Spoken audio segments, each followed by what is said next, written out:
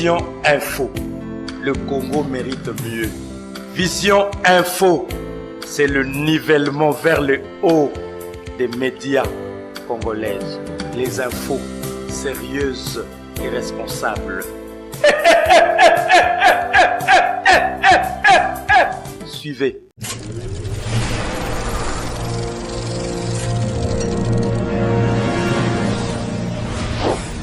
Vision d'Afrique Production, un regard net sur l'Afrique. La maison de production Vision d'Afrique, avec son personnel professionnel, satisfait tous vos besoins.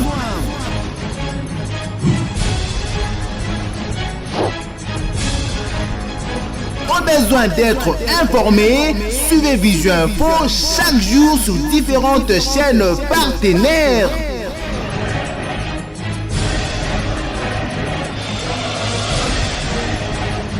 Au besoin d'apprendre le montage vidéo avec deux programmes jamais utilisés ailleurs, Vision d'Afrique vous garantit une bonne formation. Au besoin de réaliser des clips, films, documentaires, reportages, Vision d'Afrique assure.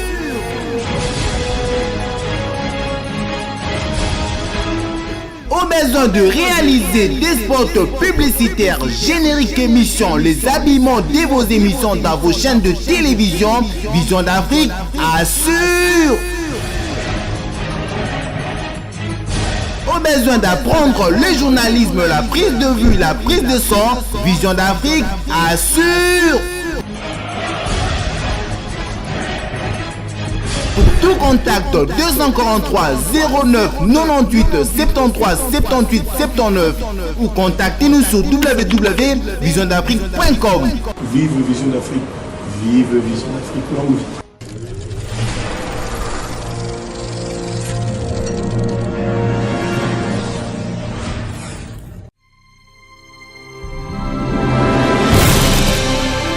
Tout va bien, tout va bien, très bien même. Le pays pendant 53 ans à l'échec.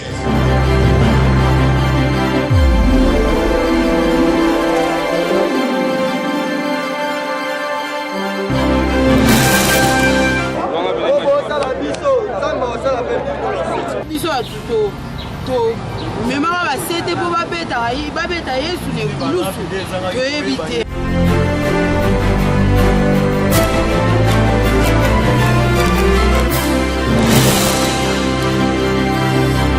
Ils sont à prison et ceux qui sont dehors sont presque identiques.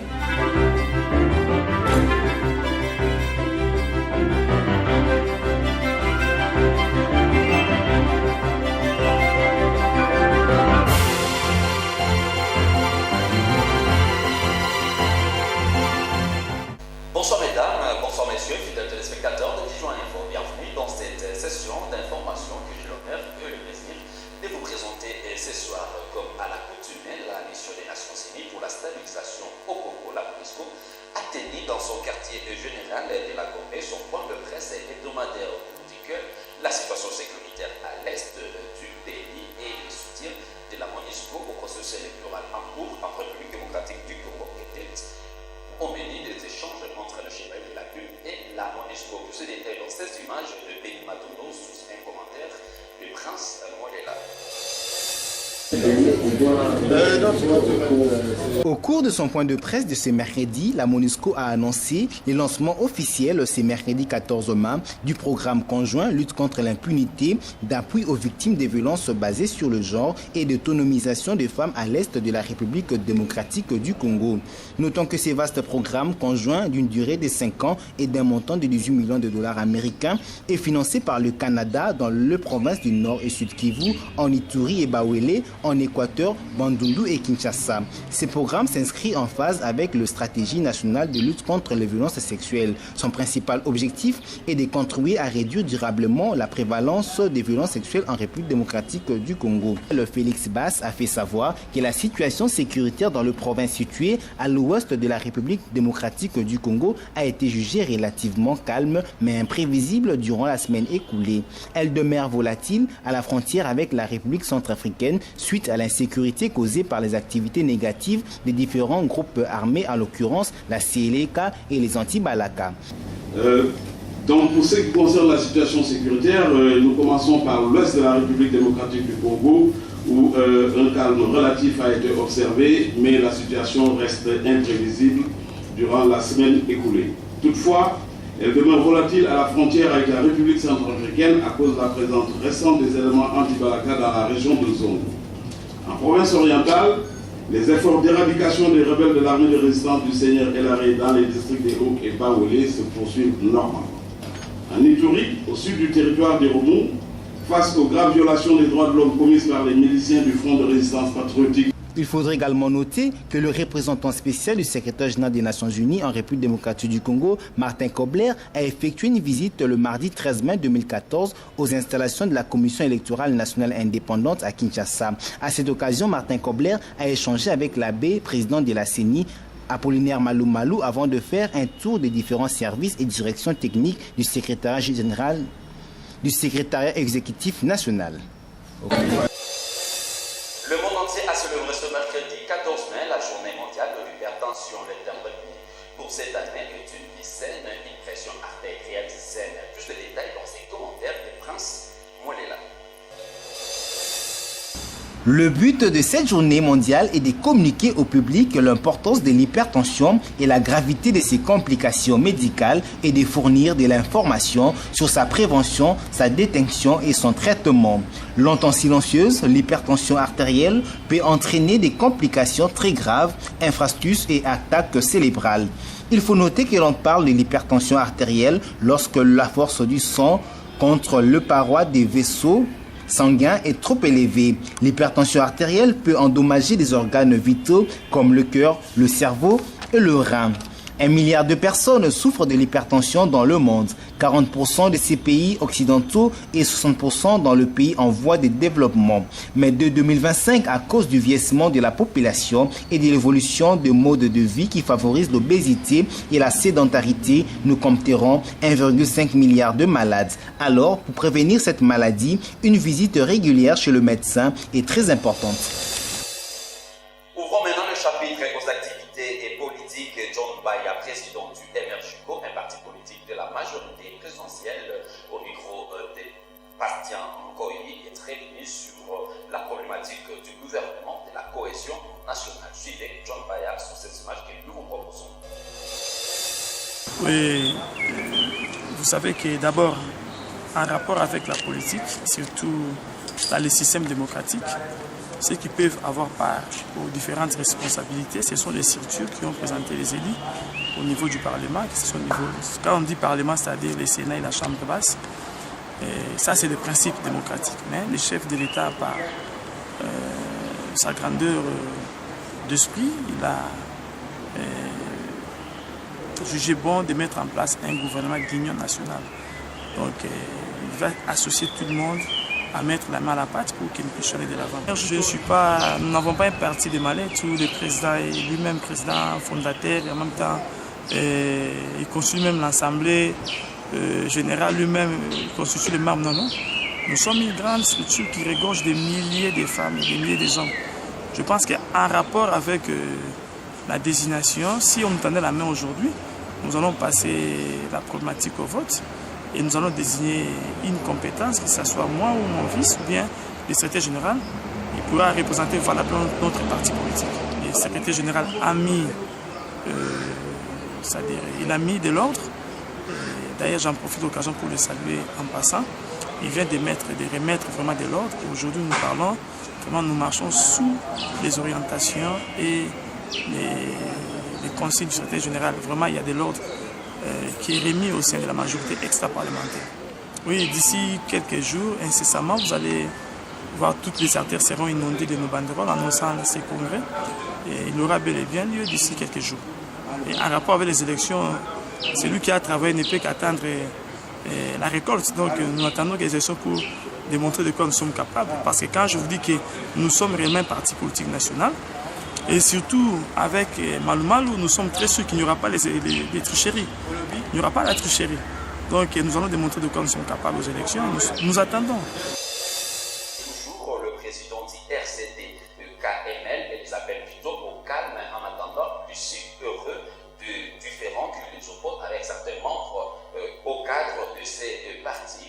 détails dans ces propos recueillis pour vous par Benny Mantolo. Je ne leur en veux pas, mais tôt ou tard, si vraiment ils sont sincères avec eux, il est grand temps qu'ils reviennent au bercail. Parce que lorsque le déluge va arriver, les gens vont regretter même leur poste. J'ai les arguments pour me défendre. C'est un peu ridicule ce qui est en train de se passer au sein du parti, mais c'est créé à dessein. Je demande à la base, comme toujours, d'être posé. Le problème se situe au niveau du sommet, que les gens ne s'y mêlent pas aveuglément. Qu'on nous laisse nous battre ici au niveau du sommet et qu'on attende le dernier coup de sifflet. Et cette base verra qui a raison. Mais je suis persuadé qu'ils ne seront pas dit. Tout à fait autre chose à présent, clôture ce mercredi 14 mai de la réunion mondiale sur l'éducation pour tous au Moyen-Orient. La République démocratique du Congo était représentée par Makia Mwako, ministre de l'enseignement primaire et secondaire. Plus de détails dans ses commentaires de Prince Molela.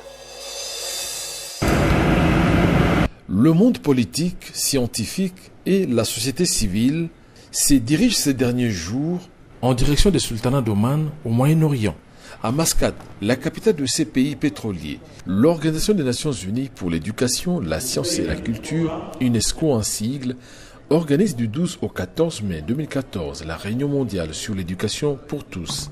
L'objectif majeur de cette rencontre est de procéder à une évaluation critique de progrès accomplis pour la réalisation de l'EPT en s'appuyant sur le rapport mondial et des rapports régionaux concernant justement l'éducation pour tous et de convenir de mesures de suivi concrètes. L'invité d'honneur de cette réunion est le Premier ministre de la République démocratique du Congo, Matata Ponyo Mapon, dont le gouvernement est déterminé à mettre en œuvre la vision du président Joseph Kabila, tournée notamment vers le développement du secteur de l'éducation. En effet, le projet de réhabilitation et reconstruction des infrastructures scolaires à partir du fonds public reste une belle expérience que Matata Ponyo Mapon devra partager dès mardi prochain avec des organismes bilatéraux, ceux de l'ONU, y compris des instituts et fondations de recherche.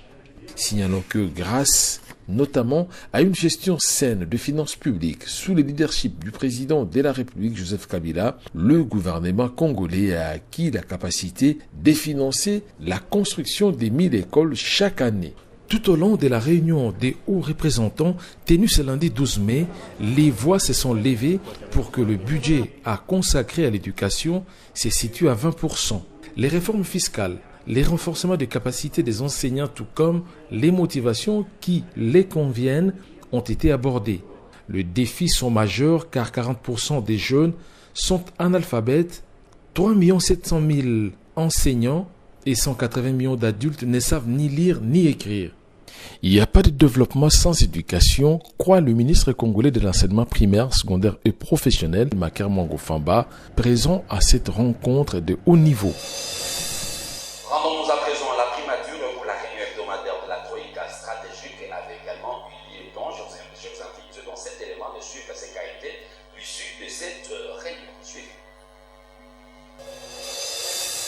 3 points étaient à l'ordre du jour de la Troïka stratégique de ce lundi 12 mai, notamment l'évaluation des recommandations de la réunion du lundi 5 mai 2014, la synthèse de la situation économique et financière récente arrêtée le 10 mai 2014, ainsi que les dossiers spécifiques.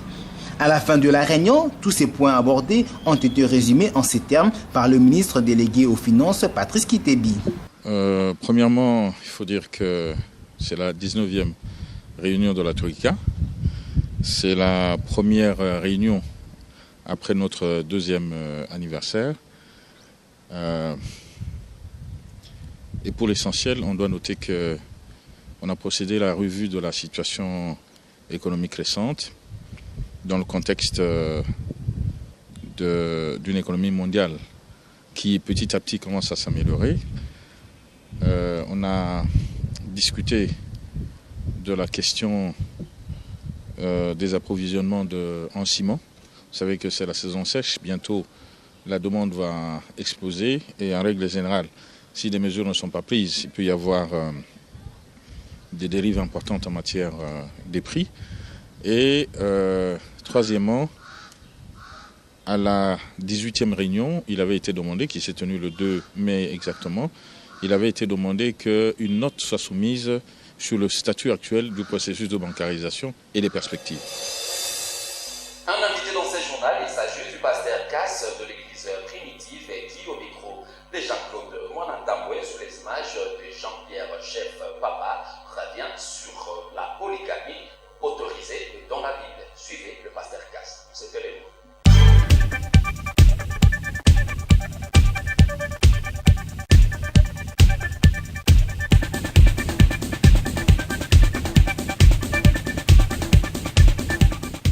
L'action d'une bonne église qui prêche le message du temps de la fin doit être attachée à l'évangile du Christ. À l'église primitive, le pasteur Pierre Casse s'attelle à la prédication de l'évangile tout en poussant ses fidèles à croire à la Bible dans sa totalité. Après plus de 30 ans dans la prédication de la parole, l'homme veut que soit élagué de la prédication de la parole certaines faussetés comme la révélation des tonnerres, le mariage monogamique. Oui, mais je ne suis pas du numéro 1. Le numéro 1, c'est le Seigneur, qui est le chef, la tête de l'église. Nous sommes ses serviteurs. On fait juste, c'est la seule pratique d'ailleurs qui a été instituée par le Créateur depuis après le commencement. C'est-à-dire, depuis qu'il y a eu le premier péché sur la terre, l'adultère, le Seigneur a voulu mettre fin à ce genre de péché en instituant lui-même le mariage sous sa forme polygame pour mettre tout le monde à l'aise et l'empêcher d'aller vers la femme. Notre Père à nous tous, comme disent les Saintes Écritures dans Romains 4, Ésaïe 51, Genèse 12, c'est Abraham. Abraham avait beaucoup de femmes. Maintenant, Abraham est le père de Jésus-Christ. Jésus-Christ est le fils d'Abraham, fils de David. David avait 500 femmes. Jésus-Christ est également le fils du roi Shlomo, qui avait 1000 femmes, et en avoir 11. La pratique de la polygamie est tout à fait biblique. Elle est spirituelle, elle est parfaite, elle est exacte. C'est la seule forme de mariage que le Seigneur a instituée immédiatement. C'est la seconde alliance de Dieu avec la nature dans son ensemble. Un mâle, que ce soit chez les hommes ou chez les animaux, de nombreuses familles. La Bible elle-même, elle est dans la polygamie. L'ancienne alliance, la nouvelle alliance. Jésus a enseigné sur la polygamie dans Matthieu 25, comparant le royaume de Dieu à la polygamie. Donc la polygamie est tout à fait la Bible. La Bible elle-même est tirée des prophètes et des apôtres, nés dans la polygamie et qui étaient eux-mêmes des ceux-là. Nous connaissons le mystère de la prédestination. Les gens ne sont pas sauvés comme au hasard. Donc nous ne sommes pas là pour essayer de freiner ceux qui devaient partir de l'Église. Nous sommes comme le Seigneur Yeshua nous mettait dans son Église. Il a demandé à presque tous de partir et de le laisser seul. En Jean 6. Donc nous savons qu'il y a les élus qui ne peuvent pas partir, qui ne peuvent pas refuser d'accepter la vérité parce qu'ils sont eux-mêmes une partie de cette vérité. On ne craint rien. Chaque message qui est envoyé de Dieu commence toujours par ne crains pas. Ne crains pas. Ne crains pas. Donc les gens qui sont sauvés l'ont été dès avant la fondation. Actuellement, à travers les messages de Dieu envoyés, ils sont appelés et ils se manifestent. Et ils s'accrochent à la véritable parole. Vous avez dit le message que Dieu a envoyé. En fait, le vrai prophète, messager principal pour le temps de la fin. Les 7 tonnerres dans Apocalypse 10, verset 3 et 4 n'ont jamais été révélés. Ni à Jean, l'apôtre qui avait l'autorisation de transcrire le message, ni à Yeshua, le Seigneur de l'Église, ni au prophète Branham, en tant que révélateur, prophète, les mystères écrits. Et ces tonnerres ne sont pas révélés, n'ont jamais été révélés. Et ils ne seront pas révélés à quelqu'un. Ça ne va pas être donné à un homme. C'est un mystère qui sera dévoilé depuis le ciel, comme le Saint-Esprit l'a dit, par le prophète dans le 7e psaume. Les 7 tonnerres dans les cieux vont dévoiler le mystère du 7e psaume. Ça se passera au moment même du retour de Jésus-Christ.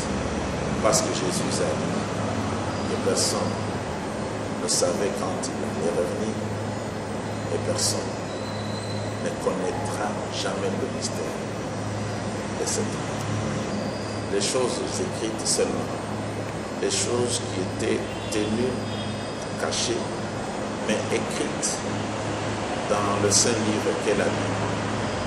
Ces choses-là devaient être révélées toutes au temps de la fin. Elles ont été révélées au prophète Mohammed. La divinité du Seigneur Yeshua, c'est écrit. Le baptême d'eau, c'est écrit. Le baptême du Saint-Esprit, le vrai baptême, c'est écrit. La résurrection, l'enlèvement de l'Église sont des mystères écrits. C'était même ça des enseignements dans l'Église primitive. Pourquoi le désordre? Ce n'est pas Elohim qui est l'auteur du désordre. En Corinthiens 14, notre Dieu Elohim n'est pas un Dieu de désordre, mais de paix. Et pour éviter le désordre, il interdit aux femmes de danser. Corinthiens 14. Pour éviter le désordre, il dit, n'ajoutez pas l'écriture, ne retranchez pas. Pour éviter le désordre, il dit, n'enseignez pas les choses qui n'ont pas été enseignées par les apôtres et les prophètes. Mais maintenant, les gens, inspirés par Satan, mettent du désordre dans l'assemblée, en autorisant aux femmes de prêcher, en ajoutant la parole écrite, en retranchant, par exemple dans le message, d'une façon générale. Ce qui ne devait pas être ajouté a été ajouté. Les gens ont ajouté les enseignements de cet homme. Et le désordre a commencé. Ils ont retranché le mariage et le divorce qui a été révélé. Donc ils ont ajouté ce qui n'était pas révélé. Et ce qui était révélé, ils se sont dressés contre la polygamie. Et ils ont accepté les 7 hommes qui ne savent pas enseigner et qui n'ont pas, parce que cette révélation n'existe pas. Donc le désordre est venu de Satan, comme il l'avait provoqué aussi au ciel.